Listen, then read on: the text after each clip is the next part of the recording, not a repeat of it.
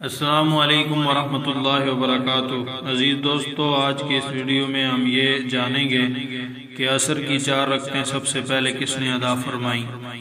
تو حضرت یونس علیہ السلام جب مچھلی کے پیٹ میں تھے، وہاں انہوں نے اللہ تعالیٰ کو پکارا، جس کو اللہ تعالیٰ نے اس طرح نقل فرمایا اپنے کلام کے اندر، فنادا فی الظلمات اللہ الہ الا انت سبحانک انی کنت من الظالمین فاستجبنا له ونجیناہ من الغم وکذالک ننجی المؤمنین۔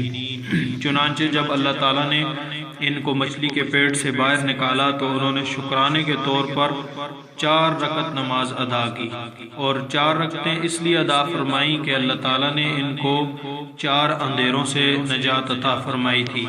ایک مچھلی کے پیٹ کا اندھیرا، دوسرا پانی کا اندھیرا، تیسرا بادل کا اندھیرا، اور چوتھا رات کا اندھیرا۔